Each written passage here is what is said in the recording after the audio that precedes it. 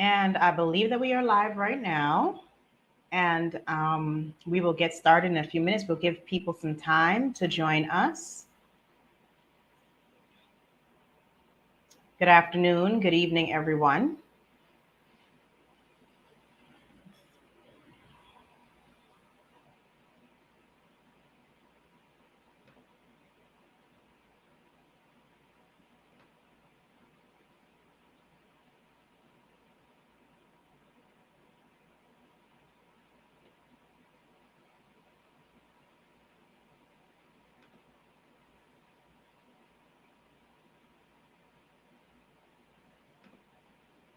All right, there's some more people joining. Hello, hello, good evening, everyone. Thank you for joining us.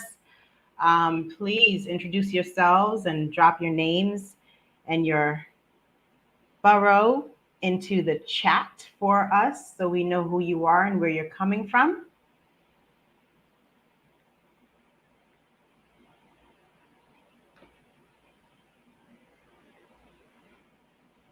And if you know your council district, also please drop that in the chat.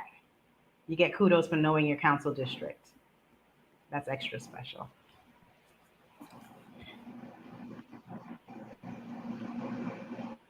Okay, the number's going up a little bit.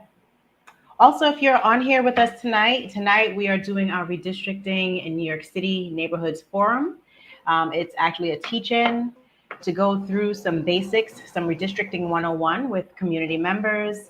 Some of you may have heard about the redistricting process that just took place with the state legislature and Congress.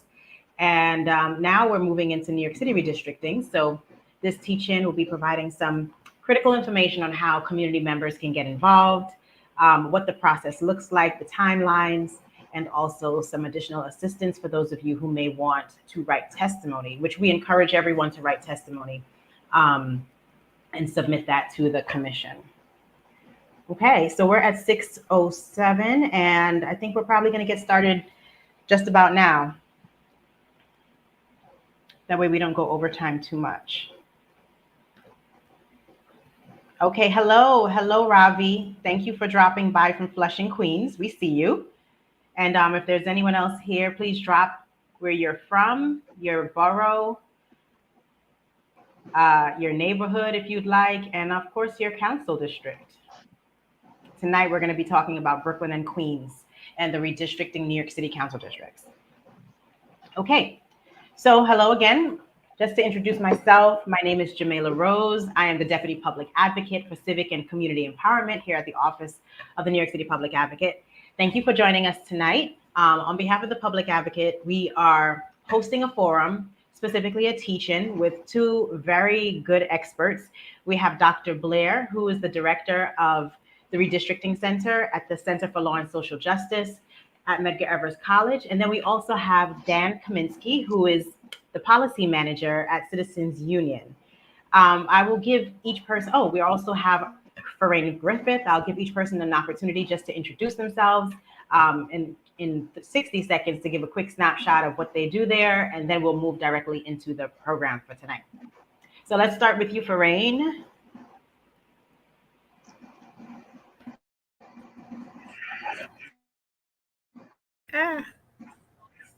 Sorry about that. Good evening, everyone. And again, thank you for coming. My name is Faraine Griffith, and I'm the community organizer for Civics and Community Empowerment.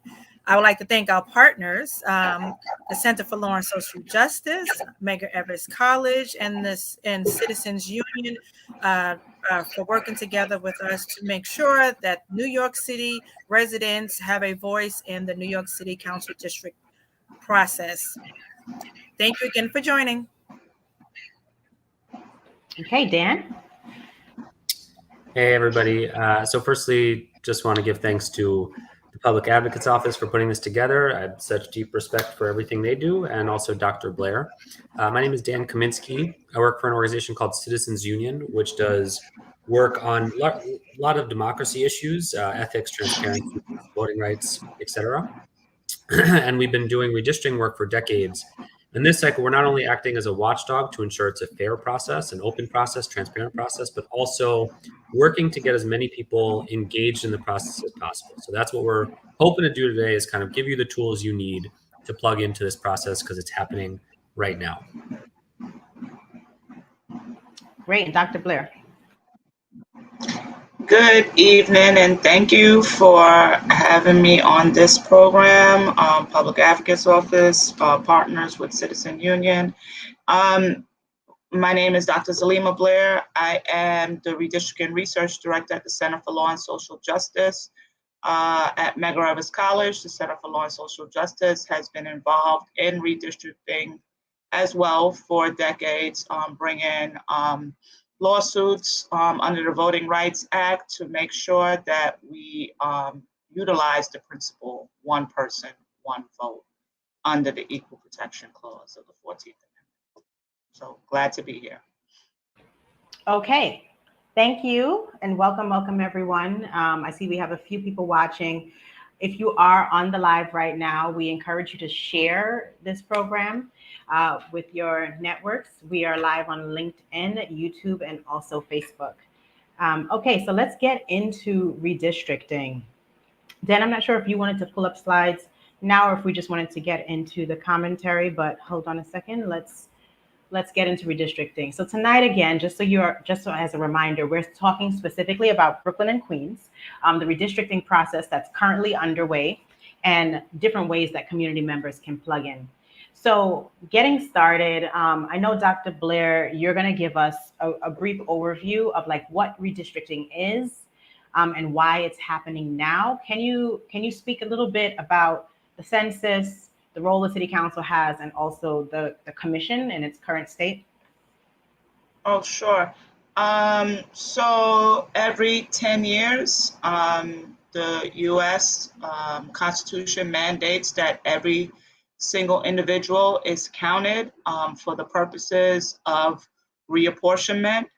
And so after the census gives its count, each states get its population counts, and then that is used to reapportion each district and also tell us how many members of Congress that we'll have in the U.S. House of Representatives. And then the state is responsible for congressional and state legislative districts, and the city redistricting commission is responsible for the city council lines. So this year, we came in at 8,800,000. And so the optimal number for our seat is 172,882. Sometimes I get it wrong. Some things say 881 point something, 882. And so, yes, we can deviate that population up to 5%.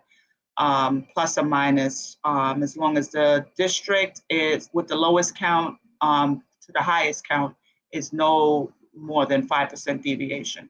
So what that entails is that we get one person, one vote, and no district is more so malapportioned according in relation to each other, and everyone's vote is equal. So it's a constitutionally mandated redrawing of the political boundaries, and that's because population shifts, people move from state to state, people move from city to city, people move between boroughs, and they move for political reasons, economic reasons, and social reasons, to be closer to family, for better jobs, etc.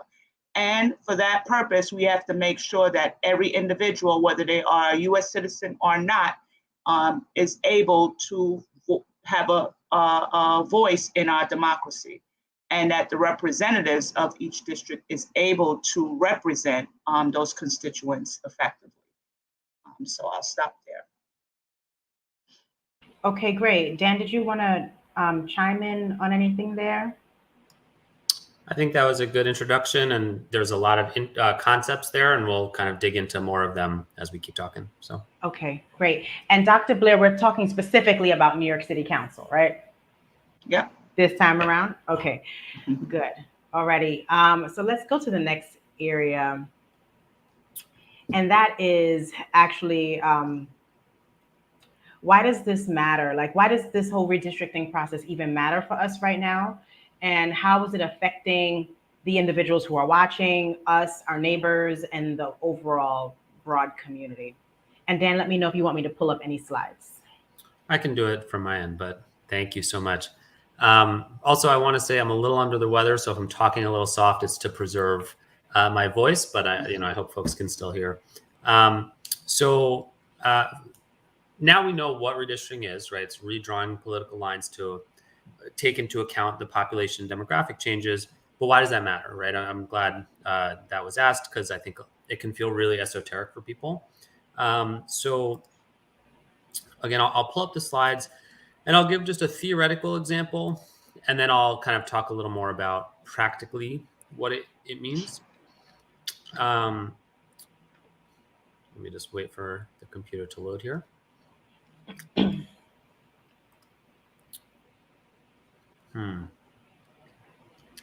All right, so while it's thinking, okay, so for whatever Can you zoom in for us too? Yeah, I'm trying. It's not going full screen, but I'll just try and enlarge it. Okay, thanks. Yeah, no worries. So this is an example I use. I will say I'm not a graphic designer, so I apologize for the not great graphics here, but hopefully it'll get the point across, which is, so let's just say that this square is New York City. And let's just say that these black lines are district lines. And let's say this gray circle is your community of interest. And we're going to spend some time on communities of interest throughout the next hour. It's kind of an essential component of this. But for now, just take it that whatever your community of concern might be, whether that's housing type or transit or school or hospital or business district or what have you. So let's say this is your community. Let's say these other black circles are other communities, and each of these squares is a different district, right? So in this configuration, let's say this is the map and this is your community. Whoever is representing this red square probably won't take into account the concerns of your community all that seriously. And even if they want to, right, you're off to the corner, you don't represent many votes, and the voices of these other communities of interest will be far louder than the concerns of your community, right? And so theoretically, that could mean less funding, less legislation, less advocacy, less media attention, all of which, or the lack of which, I should say, could make whatever issue you're concerned about worse, right? And so where redistricting comes into play is we're redrawing lines. And so it allows us to do something like this, right? And so now in this fake map, theoretically, whoever's representing this red square is going to take into account the concerns of your community a lot more than they did with this map, right? Because here you're the center of their district. You're, the heart of what they're representing. You represent a lot of votes. And that could mean, again, on the positive side, more funding, more legislation, more advocacy, et cetera, right? So it has a real impact on whatever the issue is that is most pressing to you. It could make a very significant difference depending on what that issue is, right? Now, a little bit more practically, and people may feel comfortable with this, but, I would say that your council member, whoever represents you on your on the city council, is one of the most important representatives you have. It's the closest lever to government that we have in many ways. And so, I often say, look out your window, and virtually everything you're seeing, your council member has an effect over, whether that's the trash or the parks or the schools or the streets or issues of policing or, you name it. And your council member has a lot of sway on those issues. Dan, I'm yes. sorry. Can I interrupt 1 second? Is it possible to get a full screen now, or is it still thinking? It seems to not. I'll just leave this up, and whenever it wants to, get me to full screen, I'll click. Okay. All righty. Seems to be thinking for whatever reason. So to give a couple of examples, but these are by no means exhaustive.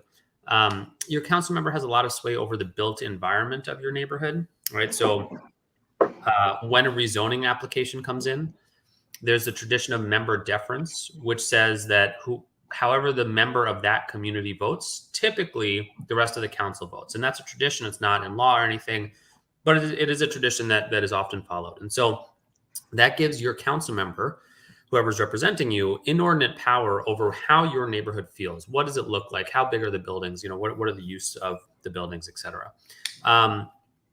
Council members get discretionary funds, right? So this is about resources. They get millions of dollars to spend in your district. And so, depending on who your representative is, certainly will change how they're spending that discretionary funding. They're the legislative body of New York City, right? So are they proposing legislation that's in line with the priorities of your community? They have a key role in the budget process, right? So I would argue that one of the most important, if not the most important thing our city produces every year, our municipal government produces, is our budget. It is a moral document that is directing funds and, figuring out where to fund and how much to fund it by. And so having somebody who has your community's concerns at heart is really quite important. And then they provide constituent services at the most local level, right? So certainly federal politics and state politics are super important too. But when we're talking about neighborhood issues, right, the issues that affect you every single day, you and your community every single day at the most local level, it's really your council member that has a massive sway on that.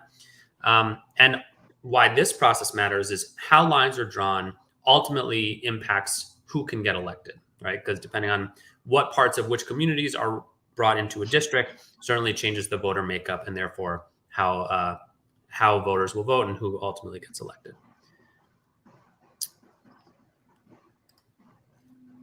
Okay, thank you for sharing that. I know, Dr. Blair, you work very closely with the numbers and the lines and the drawing of the maps. Do you have any examples of what Dan was saying? If not, we can move on to the next thing. It's fine. Sure. Let me see if I could look. I have an Excel spreadsheet with numbers. I mean, I don't have to show it, but let me just say this. And then keeping with the lines of communities of interest, the way maps are drawn can either keep a community together, as to reiterate Dan's point, or separate a community. And so, again, this depends on what the existing districts, what the census numbers revealed for each district. So every district in Queens, with the exception of District 26 and District 28, Southeast Queens area, needed population, and District 33. So all of the districts in Queens needed population. They came in significantly lower than 172,882. And because of that, now they have to get to that deviation point, whether it's 1% over or 2.5% below. And some districts needed an additional 12 or 13,000 individuals. Now that could change the makeup of your district significantly and either dilute your voting power or not. And similar for Brooklyn, almost every district in Brooklyn, with the exception of a District 35, et cetera. And so you have no control over who moves into your district. And so you have to ask yourself, why did I move here in terms of communities of interest? Why did I stay here? And what's going to keep me here for the next 10 years? And so that passion is what you're sort of drawn to for your communities of interest, whether it's, we like the school districts, we like the school systems, our family is from here and we have intent to stay here, whether it's a cultural issue or social issue of what keeps you there, or transportation. It's easy to get to work, to and fro. And so you have to figure out what's that draw that's going to keep you there. And when you're drawing these maps, you get to that center. So if you're a religious group, or if you're an ethnic group, or if you're,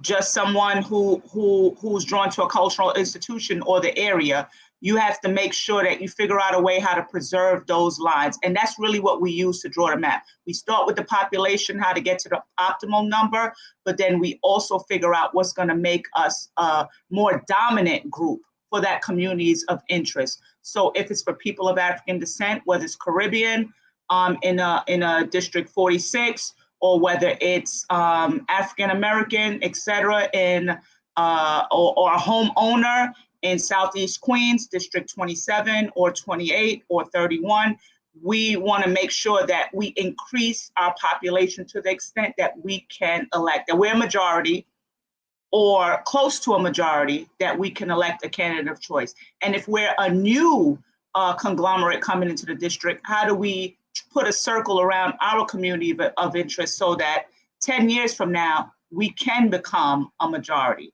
And so you look at the growth of your population and see if that's feasible. What is your communities of interest? What are you more drawn to? Is it ethnic? And you can't use, although there are racial minorities, you cannot use race as a dominant factor for why.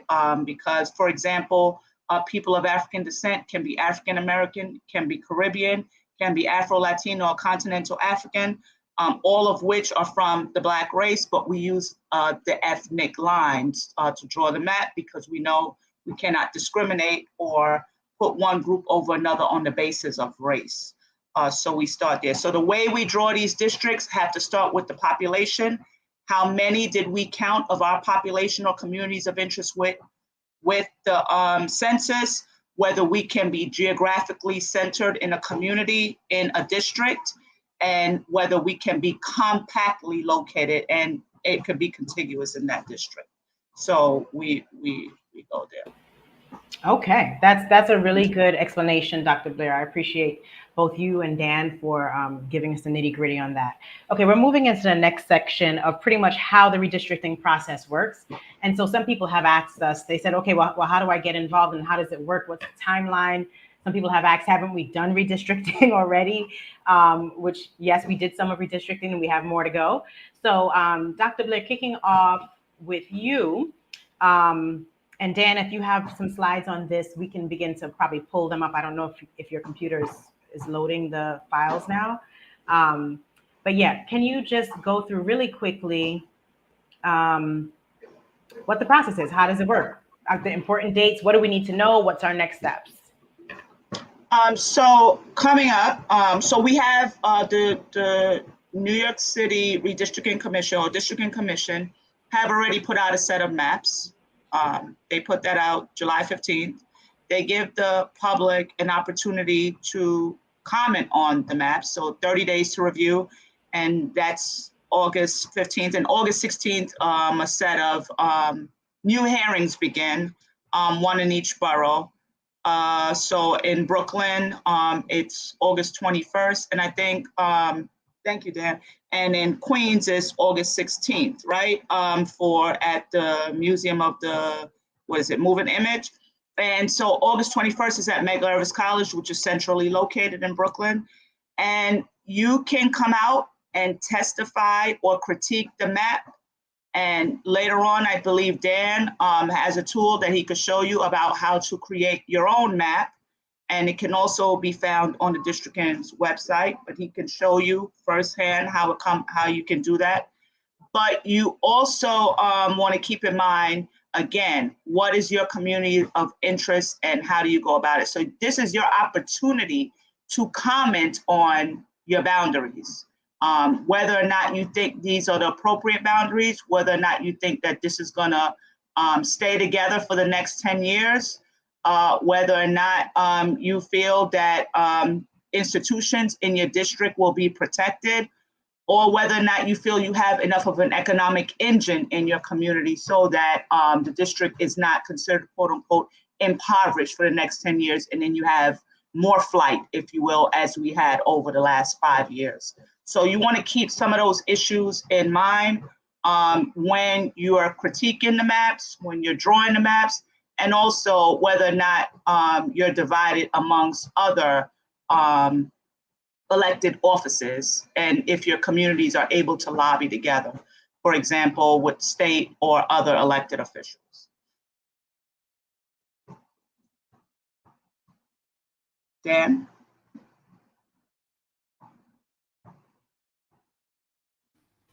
Thanks. So just echoing what Dr. Blair said, and the The only thing, let me go back to I'll just add a couple of quick things on the process. Let me go to the timeline again. So the first thing I'd like to say is, if you notice in the beginning, the first step of the timeline was that there already were preliminary hearings, and that those preliminary hearings were the opportunity for New Yorkers to weigh in on what they felt the new lines should look like that best represent them. Some communities came out incredibly well. Some communities were very well organized, and it was a joy to see that level of organization. Notably, South Brooklyn had something like 170 people. The Bensonhurst area had like 170 people come out to testify. Woodside and Queens had over 100 people, that general area, to testify. And then there are other neighborhoods both in Brooklyn and in Queens that had literally zero or had between 1 and 3 people. And so we really want all districts to come out. We think every New Yorker should be engaging in this process to let the commission know what the lines that best represent them are. Because at the end of the day, it is them who is most affected. It's all of us that is most affected. Dr. Blair went over July 15th and then went over this next round of hearings to just pull up, sorry about that, to pull up very specifically, and I think we can drop it in the chat too, but the locations and dates of these hearings, I've highlighted them on the screen, and I'll also zoom in a little bit more.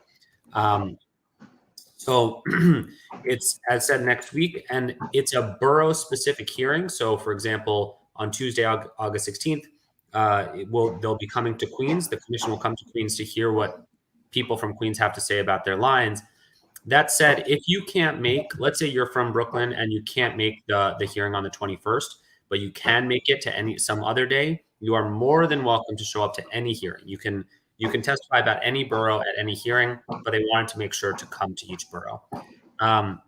Hearings, as you see, are 5:30 to 9 p.m. They will have translators, but you need to let them know 72 hours in advance. And the way to let them know is by when you're registering to testify, you can put that in the registration that you need a translator.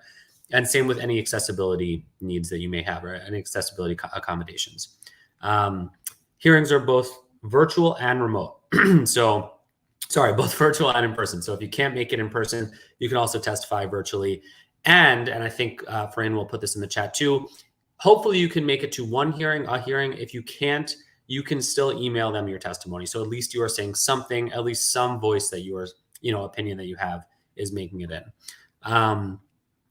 Okay, now I want to go back to just finish the timeline quickly. So those hearings are the critical juncture, probably the most critical part of the process so far. The commission will have a month after the hearings to kind of synthesize what they've been told, and then they'll submit their first draft maps to City Council.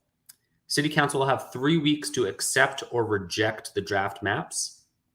If they do nothing, the maps are accepted by October 13th. That's the end of this process, and we're done. We'll have our new maps for the decade.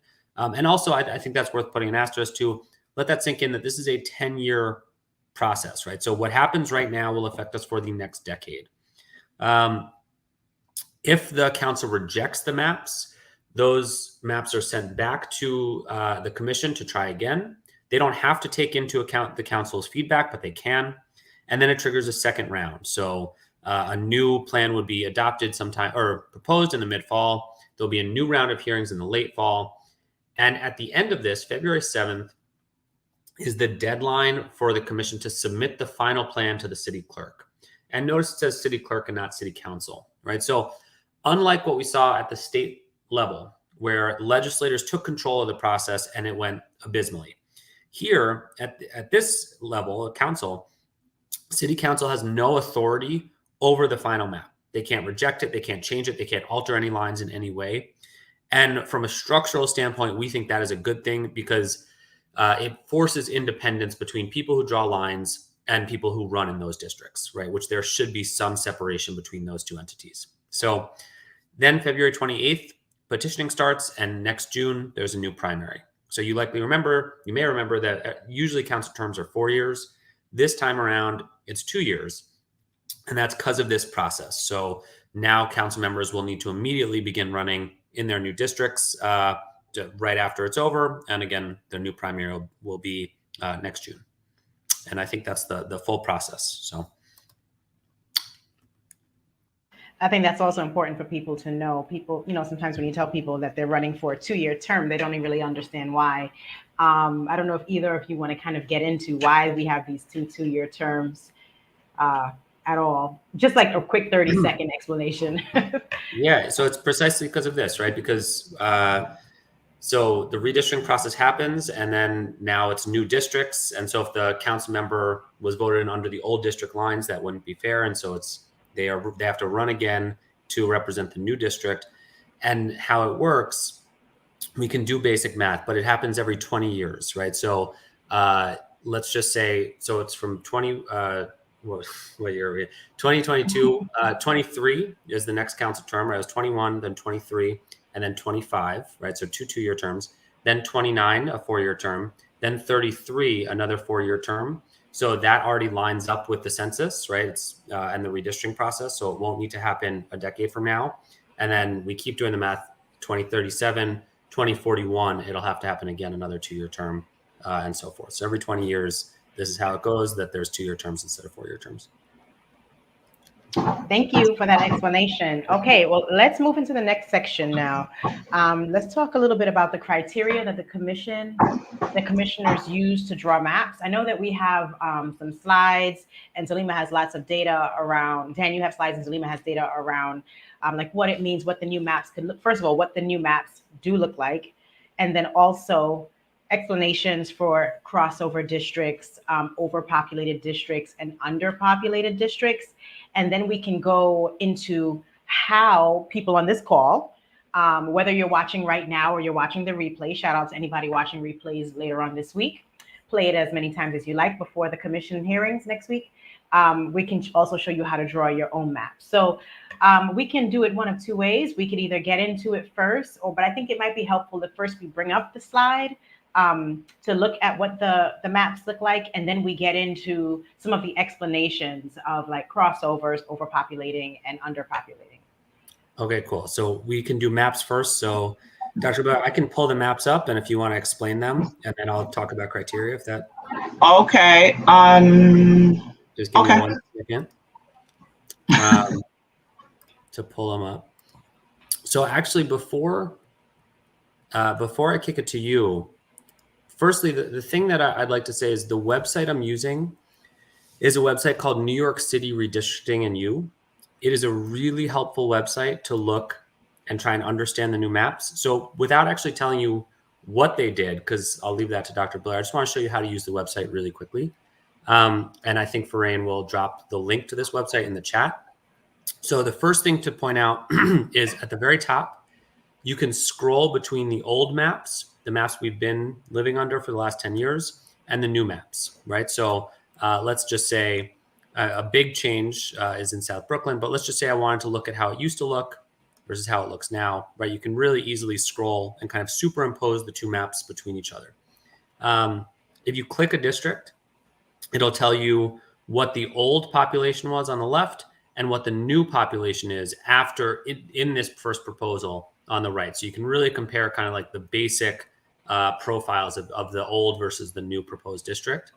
It also has demographics, right? So it breaks it down into the four main racial categories they're using. And then you can compare, okay, so the old district was 40% Asian as an example. This new one is 56, almost 57% Asian American. You can compare it in that way. It also gives you voting breakdowns, which can be interesting. That's not something their commission's allowed to use, but still interesting to think about.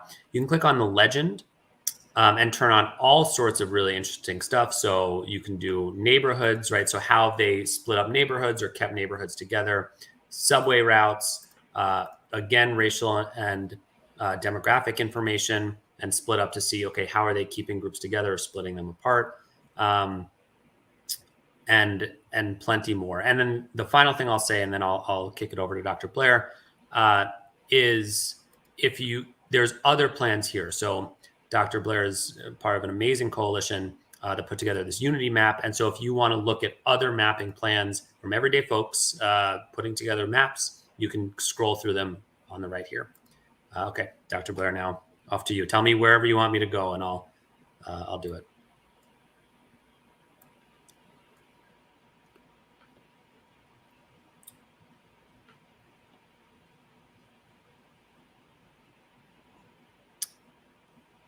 Dr. Blair, are you there? Oh, I think she might be frozen. Oh, Okay, I got it. There you go. There we go. Dr. Blair is Okay, I back. kept saying I was okay. Great. Thank you for that, Dan. So did you pull up the Unity map or no? this is the preliminary map, whichever one you'd Okay, rather talk about.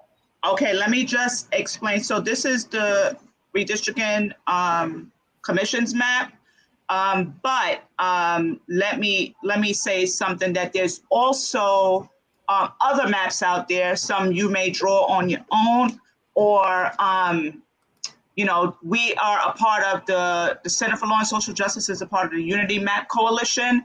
And that's a group, again, of racial and language minority groups who try to adhere to the Voting Rights Act of 1965 so that their vote and their voices would not be diluted and that their communities of interest is not cracked. So the issue is always, right, whether the map on the redistricting plan is drawn in a way that could violate the group's collective rights in terms of voting.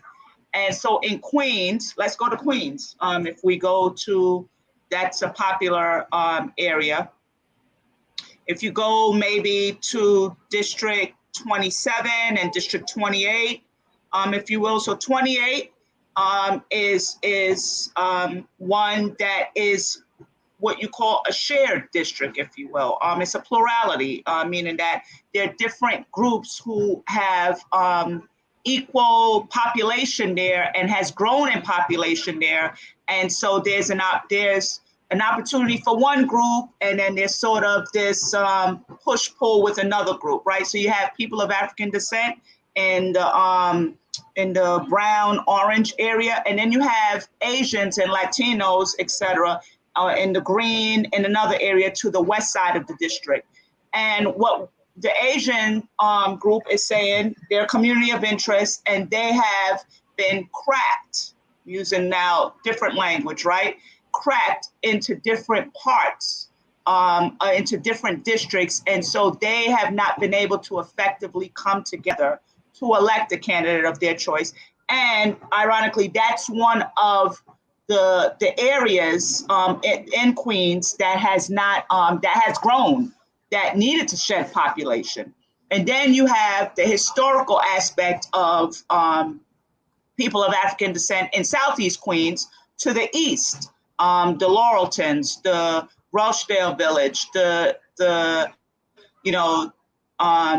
all of the different areas in Queens, Jamaica Estates, et cetera. And you're wondering, how do you shed that? And so, or how do you keep both communities happy? And these are some of the things that the Districting Commission are faced with. And these are the things that all of you should come and testify about.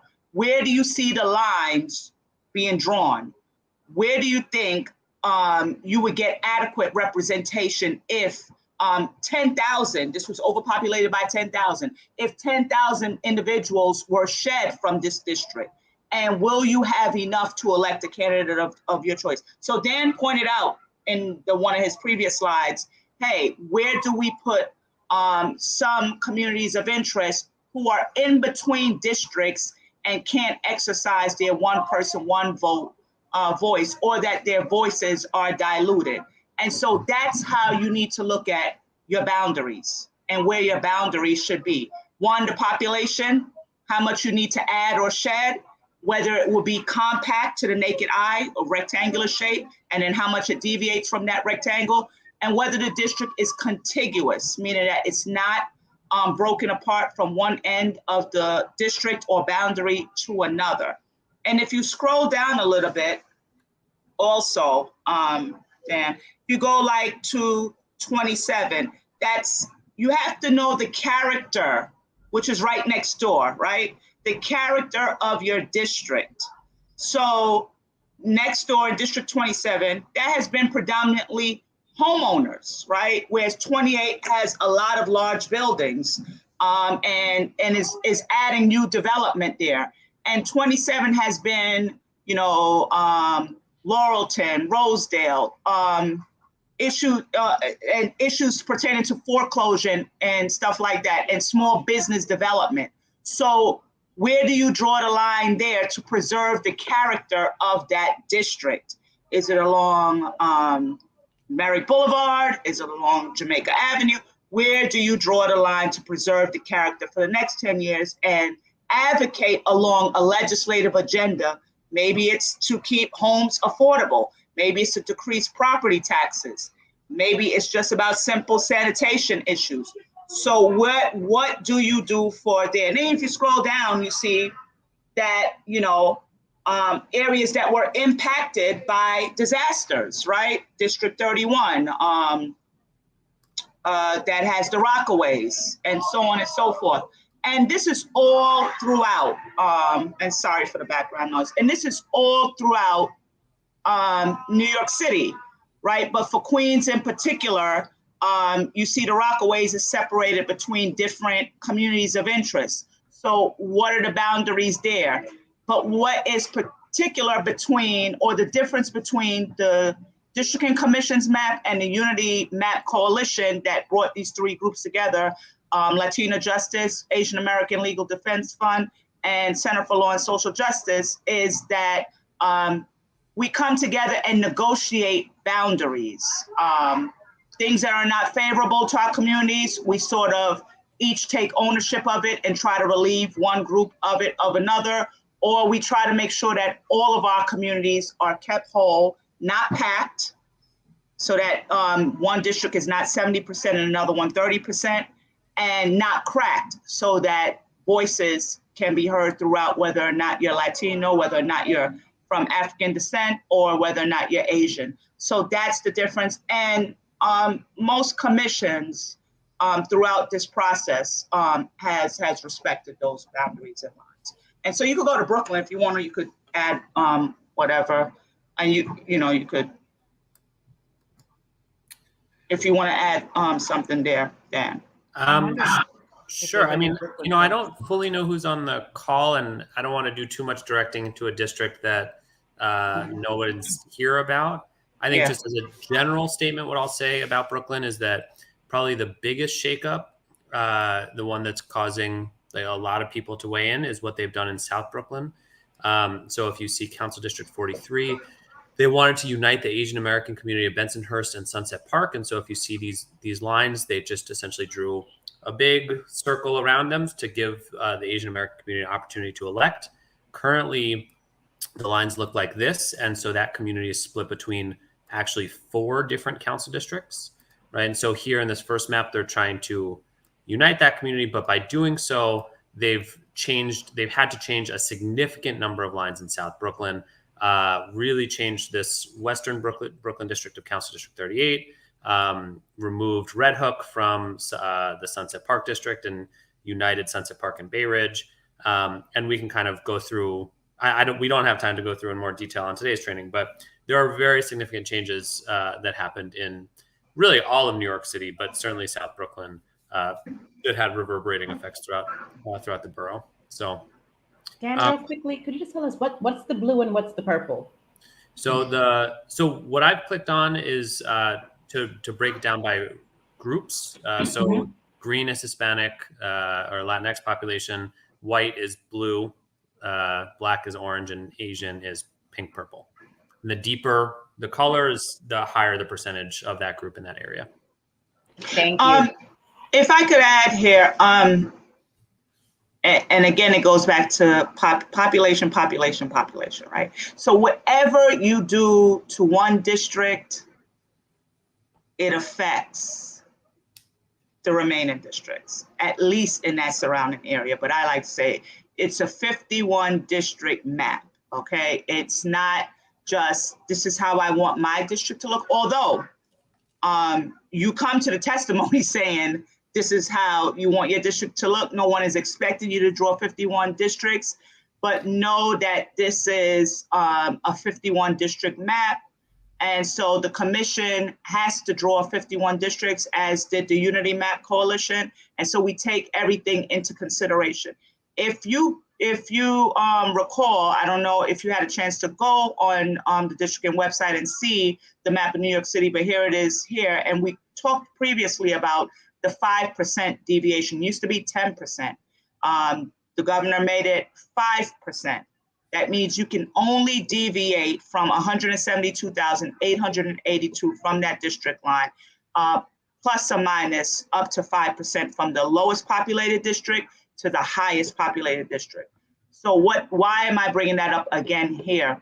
Because Staten Island advocated through their testimony, and they were effective, to have all 3 city council districts. It usually crosses over into Brooklyn. All 3 city council districts in Staten Island, which puts them at a -4% deviation.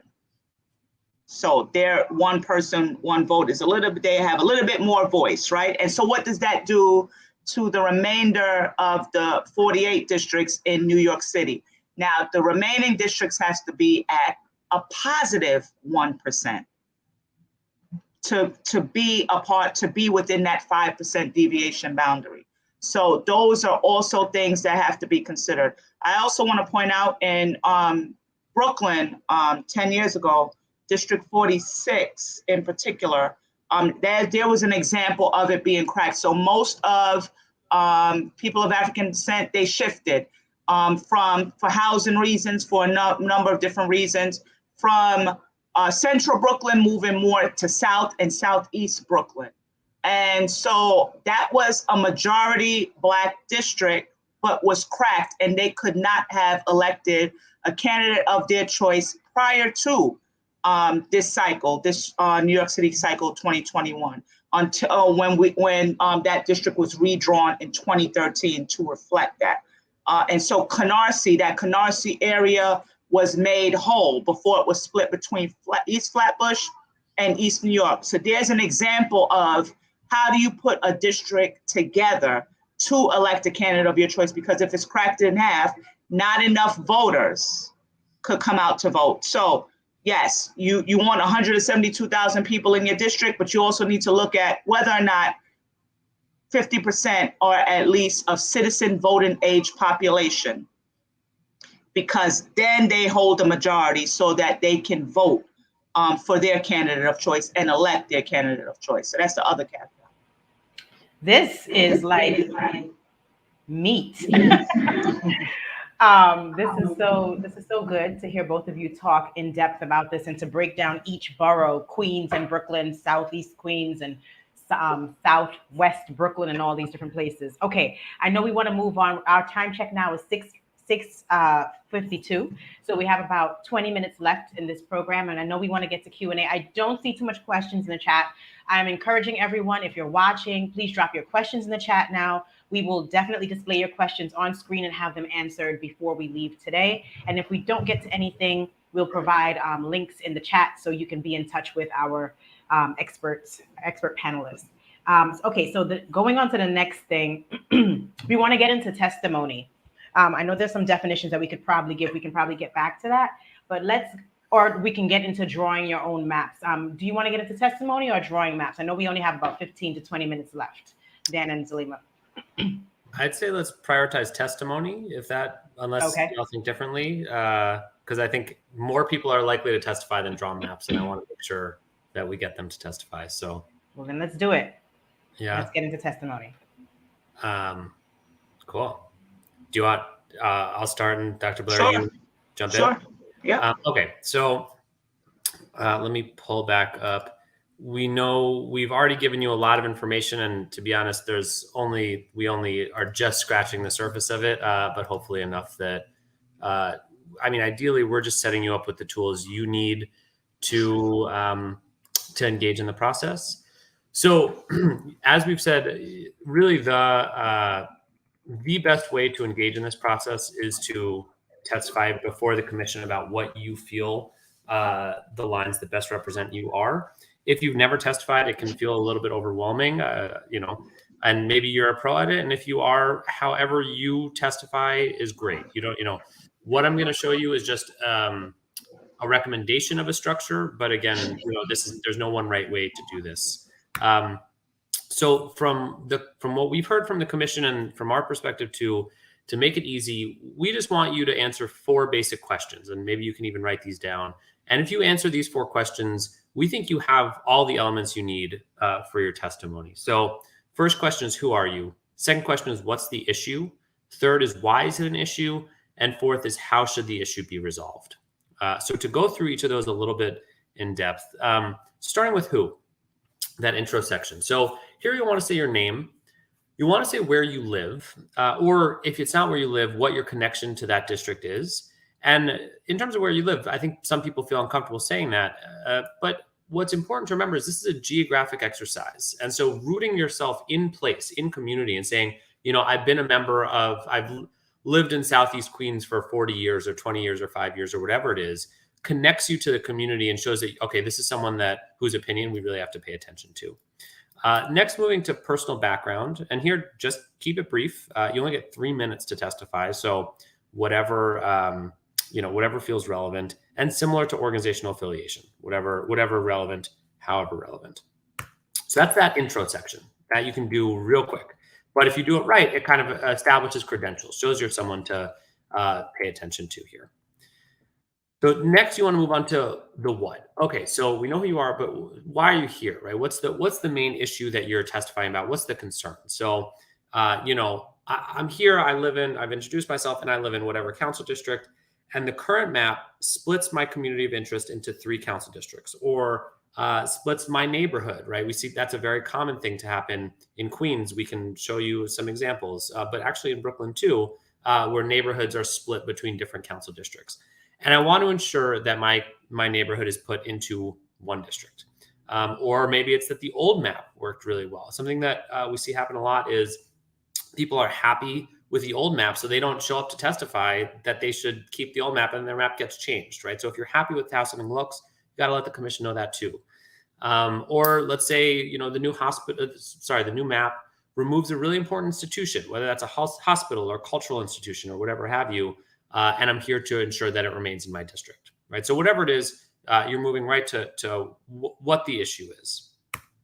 Okay, so next, moving to why. We know that you're here because your neighborhood split up and you want it to be whole in one district. But why does that matter, right? So what? How does it affect you? How does it affect your community? And is there any evidence to show that it's an issue? When we talk about evidence, it's great if you have stories and, anecdotal evidence, et cetera.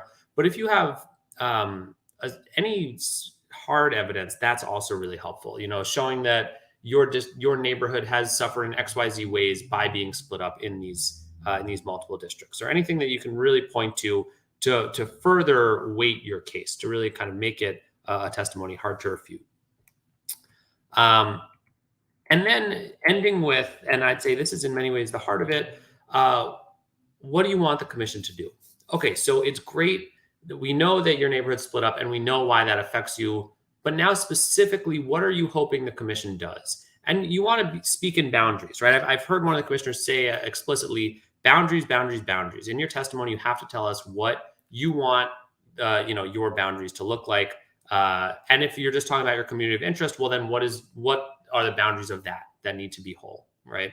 But it's one thing to say, please keep Richmond Hill entirely in whatever district, which is something that you hear a lot because Richmond Hill is currently split up into 3 districts.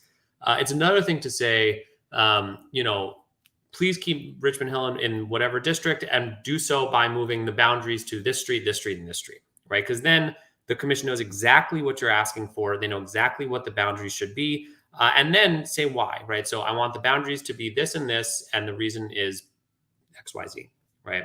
And you want to ask for what you want explicitly, not what you don't want, right? So sometimes you hear people saying, don't split my community apart, or, why'd you split my community apart? That sort of language. Instead, say, please, what you're asking for, what you want to happen. So please keep my community together by doing XYZ thing. I think Farine's probably put this email in, but again, we talked about it. If you can't say all that in person, which we hope you can, because it's more effective when you say it in person, you can email that email address, whatever your thoughts are about it. And then just some quick tips, and then Dr. Blair, I'll kick it over to you. But so firstly, again, be concise and to the point. You get 3 minutes to make your point. It's not a lot of time. Try and practice ahead of time. Time yourself. All basic good public speaking stuff. It was speak clearly, take deep breaths, make eye contact, all those sorts of basic things. I wrote provide a map here, and I don't know if we'll have time to show you that, but this can be really helpful if you do have time to look into that, because not only are you telling the commission what you want, but you're showing them what you want, which is really great. And then the last two I'll say is, there's strength in numbers. So it's one thing if you go in and say, hey, please keep my neighborhood whole within this district. It's another thing if 30 people go out, right?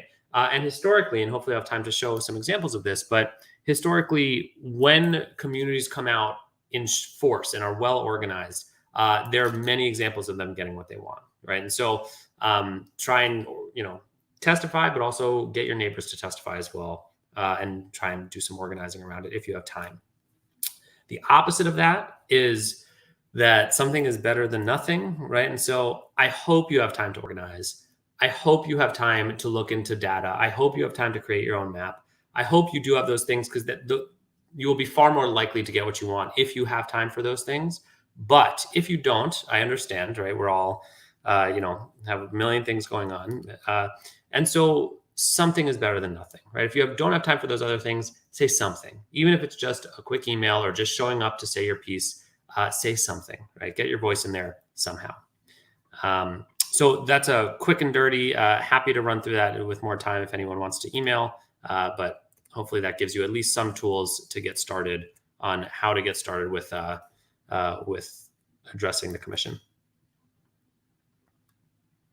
And Dr. Miller, please add in anything about testifying. Yeah, sure. I just want to say a couple of things.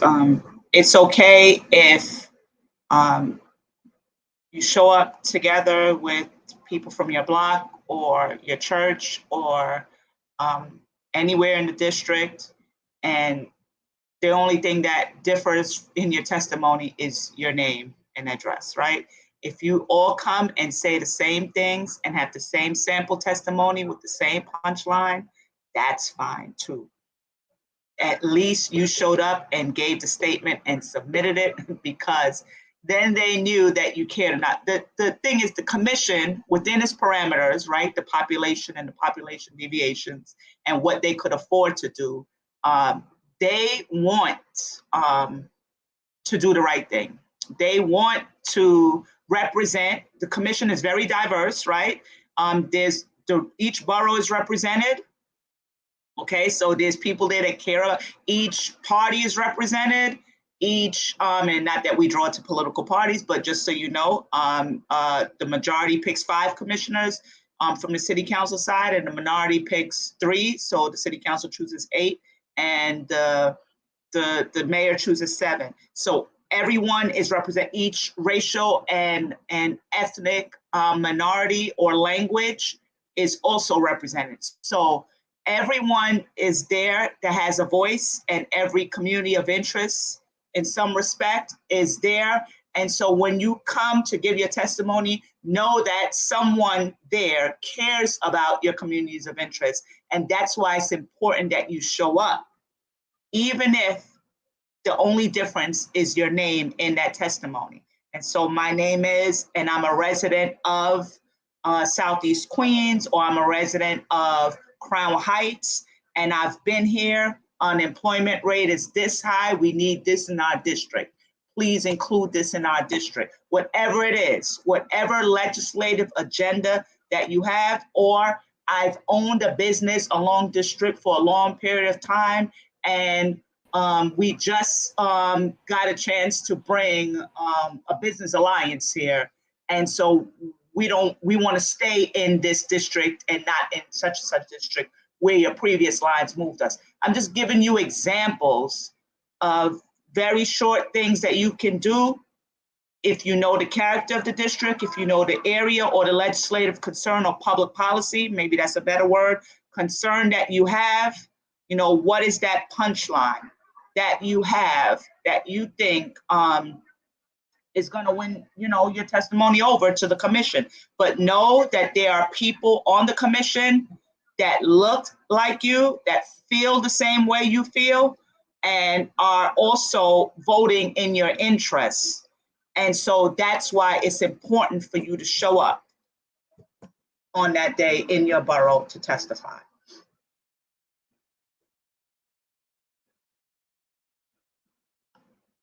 You're muted. Thank you both for that. Sorry, my computer froze and I couldn't unmute myself.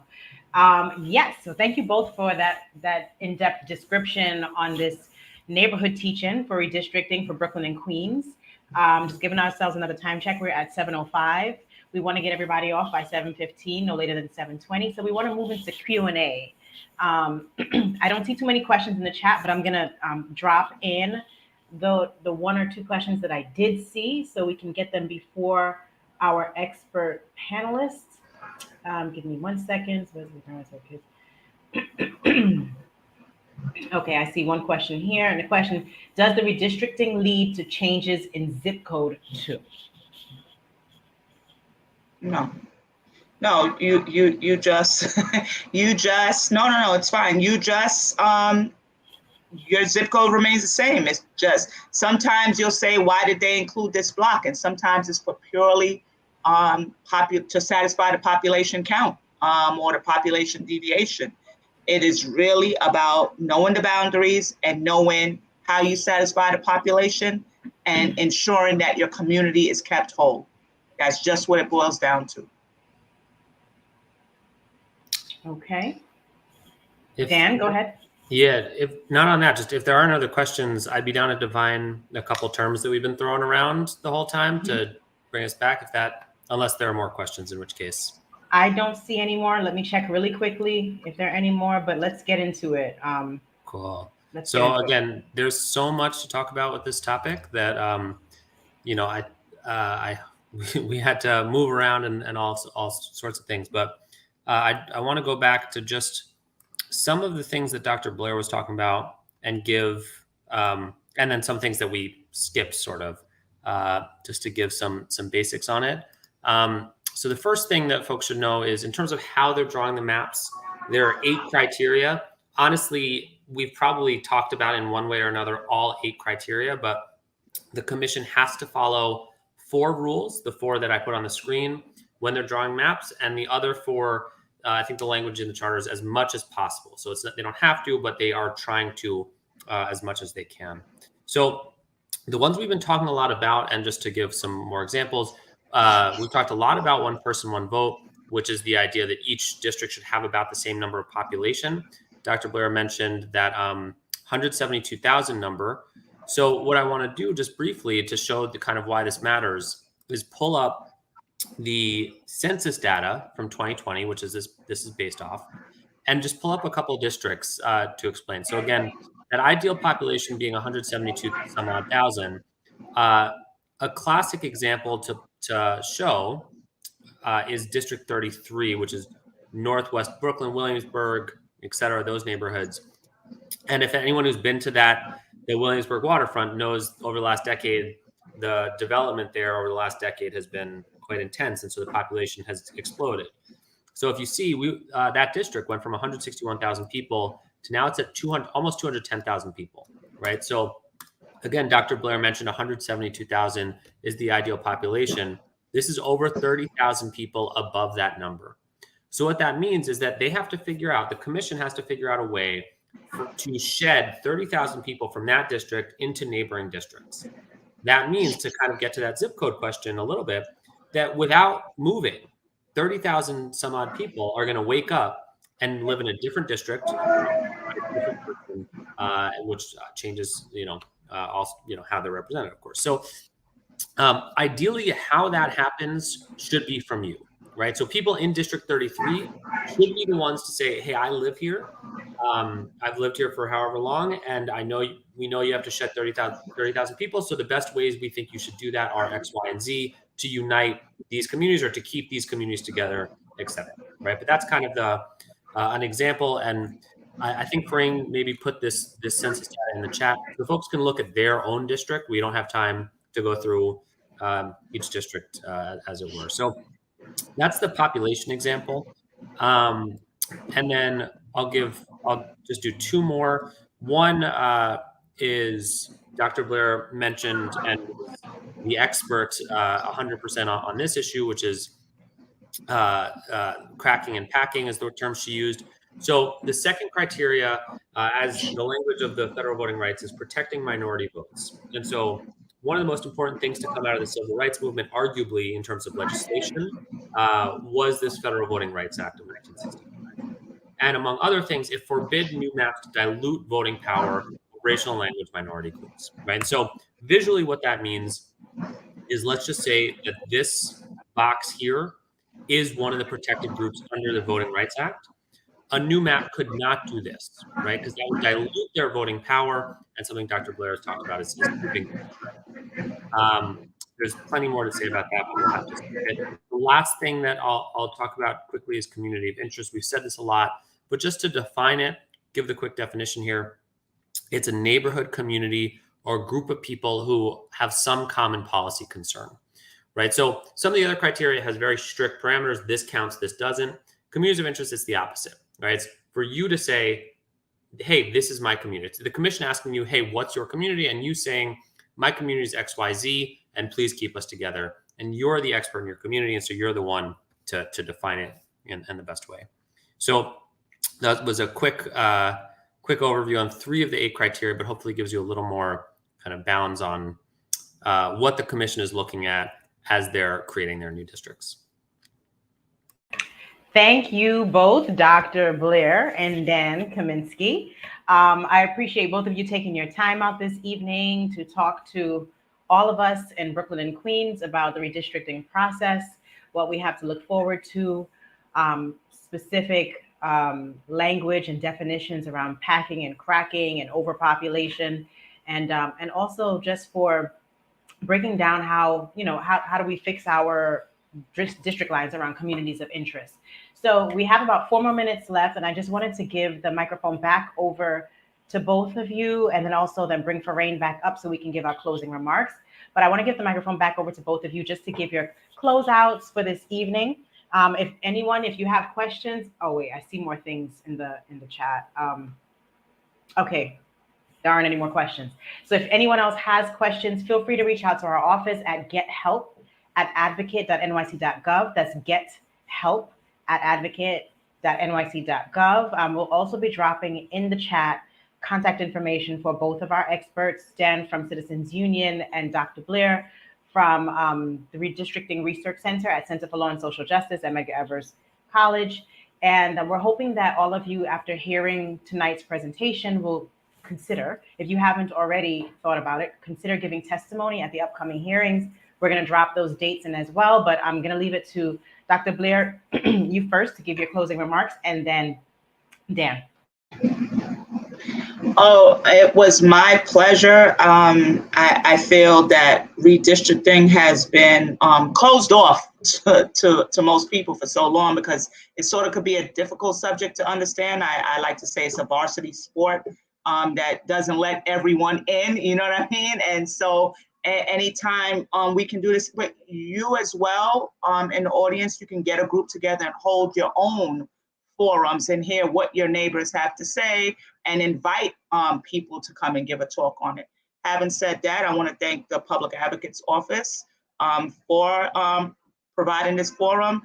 Thank you, Dan, for providing the maps and showing the community, how their community could look and be preserved going forward. So you can go visit us at Center for Law and Social Justice, clsj.org. We have sample testimonies, etc. And you can look at the website and get a wealth of information about redistricting as well. And I'll go. So yeah, same, echoing Dr. Blair's statements. Certainly redistricting can feel it. I love that varsity sport one. I'm going to steal that line. Really solid, but it really can be. It can feel so confusing. Hopefully we did even that much to make it, to help you understand how it affects you and why it's important and how to engage in it. And if we didn't, or you still have questions, please reach out. Something we didn't cover, but there are a lot of historical examples of, I think some of it, we did mention this a little bit, but of people organizing and getting lines that are favorable to their communities. And so it is possible. This is a fight that can be won, or lines can be favorable. And so we really hope you'll engage and we are here to help out however we can. And otherwise, Dr. Blair, as Dr. Blair says, we're redistricting buddies, but it's always a pleasure to buddy up with you. And then the Public Advocate's Office, such great work happening out of the office, and so such a pleasure to be on this. Thank you. Thank you both. We appreciate you dearly. And to everyone who's watching, please stay cool. And before we say goodnight, I'll just bring Faraine back up to give her closing remarks for everyone. Faraine, you're live. And you're muted. And I was ready, and I don't know what happened. But thank you all again for joining us for this very important conversation, this teaching. I hope this will allow help in making you all decide to testify. The links are in the chat. You can do it written, or you can do it in person or virtually, and you can watch the hearings on the YouTube channel, the New York City Commission's YouTube channel. I want to thank our partners, the Center for Law and Social Justice at Medgar Evers College and Citizens Union. And again, thank you all on behalf of the Office of the Public Advocate. My name is Faraine Griffith. Thank you and good night.